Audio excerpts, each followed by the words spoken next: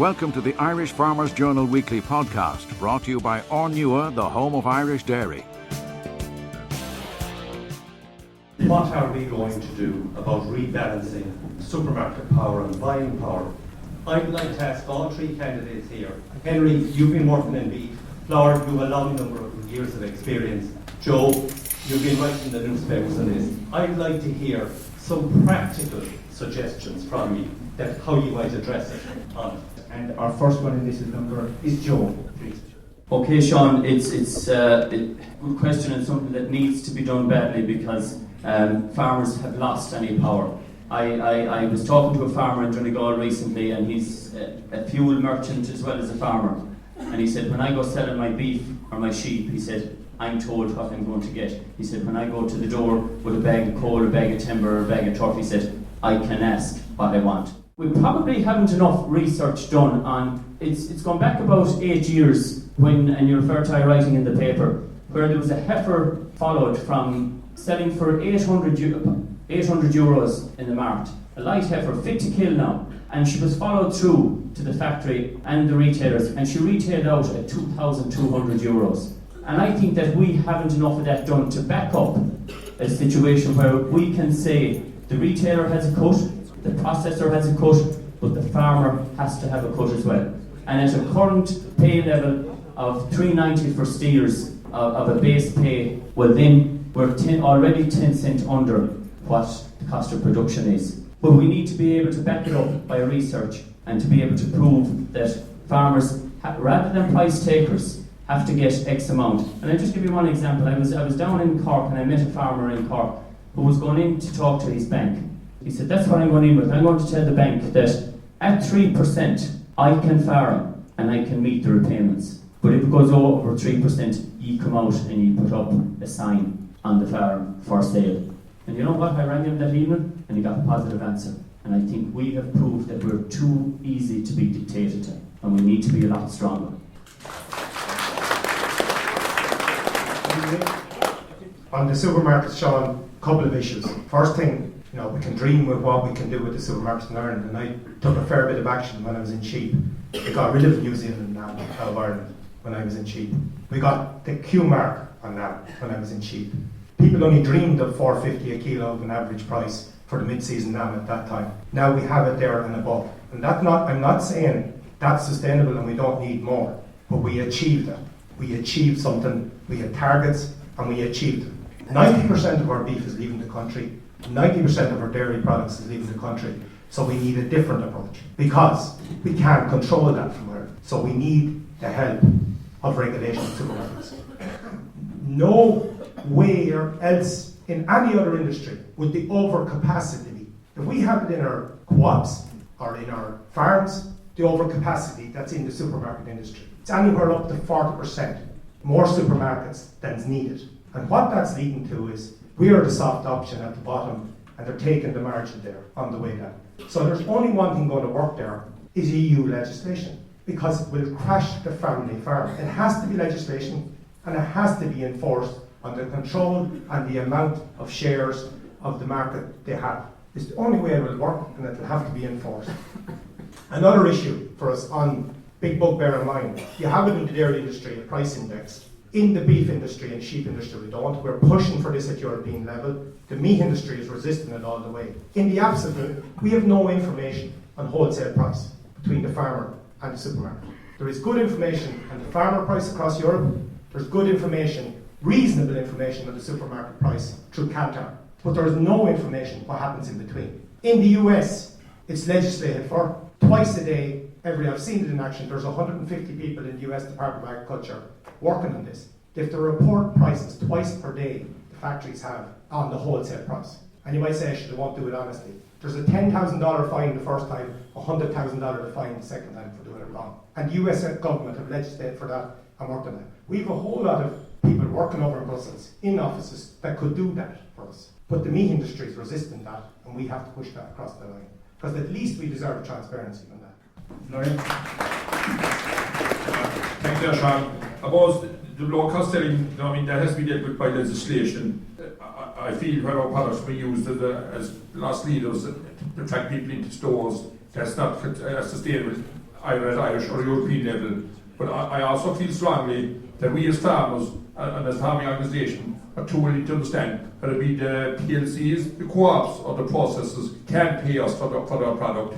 They're not giving us the margins that they are having in these products, so we've no way knowing the margins. I think we need to approach our margin and what we need a margin over the cost of production. That's the way we must approach it, because if we're going dealing with likes of the Glanvias, the PLCs, or the very good ones of this world, they're not telling us what margin. They know what it's costing us to produce, but we don't know what margin they are having at the moment. So we're too willing to understand what they can pay us. I think that's a massive issue for the organisation. We're too willing to accept their reason for not paying us. I think we need to approach it.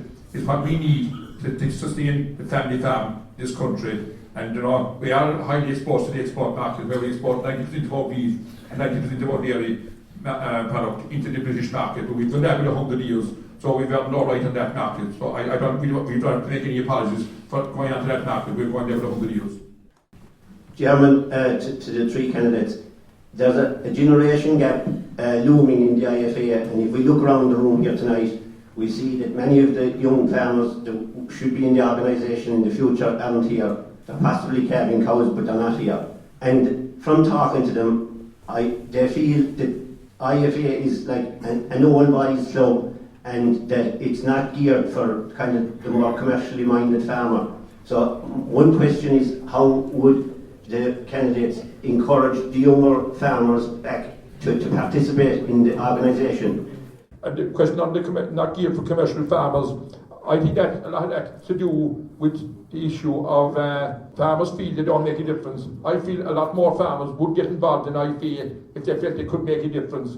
And that is one of the main aims, is to restrict the committees right across all the committees, whether it be dairy, livestock, sheep, pigs, poultry. There is issues within the committees where the national chairman will have to be supported, but also where the chairman aren't performing, the president and the general secretary has to step in, and it has to be appearance.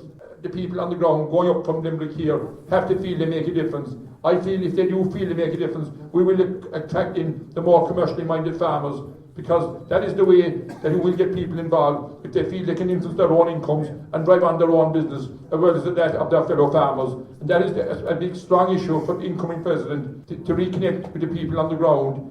Thanks, Larry. Joe? John, the generation gap, look, I'm very aware of that, and as a former president of MACRA, I realise the absolute importance of a continuation of young farmers into the IFA. And I think that the IFA, and they have got involved in some courses, but I think that there could be more involvement, whether it's in training courses or using SkillNet, between the IFA and MACRA Pharma, where there's only a floor between us in the farm centre. And I think it's an area that we need to build on and create more of an awareness among young farmers of the importance of IFA and what IFA has delivered and can deliver into the future. We also need, and I touched on it in my opening speech, we need to ensure that any future CAP deals treat all young farmers equally. And I think that more delivery and a more active branch structure, and I think that was one of the strengths of MACRA, where the branch met every week. Look, let's face facts, most IFA branches only meet once a year, and the only time we get out a big crowd is once every 4 years when there's an election. So we need to get away from that and try and develop more active branch, and to encourage that there be one young farmer from each branch put forward as a delegate to go to the county executive. And I think if that was delivered back and encourage branches to have at least 4 meetings per year, it would build the awareness of young people in the absolute need for continuation into the IFA. And a final point on the PIs. I think the biggest problem for that, and we can say that the IFA maybe didn't push it enough, but it was the lack of buy-in from the Minister and the Department of Agriculture. We have farmers that did it. Some of them are gone into their 5th year now, and the Department, I think, were slack on it. But our biggest faux pas was that we allowed the Department to be slack. There should have been enough compensation put in place to take out the few PI calves and just get rid of them out of the system. Anyway, obviously, I'm as the youngest candidate in the race, and becoming sheep chairman at 36 years of age, I would feel the organisation is very relevant to young farmers. And at 22, I went in as a Mocker na Firma delegate to my local IFA executive. I failed to attend an IFA meeting since. I believe in the IFA model, whether you're young or old, to represent, unify and work together. I've never lost my belief in it, never will. Despite the outcome of this election, I'll be going back to being an ordinary farmer if the outcome is not the way I expect it to be, or I hope it to be. I'll be going back to being an ordinary farmer, but I will be a loyal IFA member all my life. I always have been, but I've never been afraid to get involved and put myself at the front or the back of the bus or the front of the queue in a protest. I haven't sat on the sidelines. It does take commitment, and it does take personal sacrifice from your family, and it does take a lot of things. But I didn't shy away from it.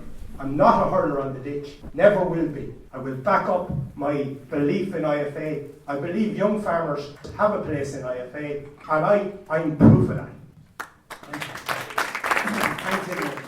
The Irish Farmers Journal Weekly Podcast, brought to you by Ornua, the home of Irish dairy.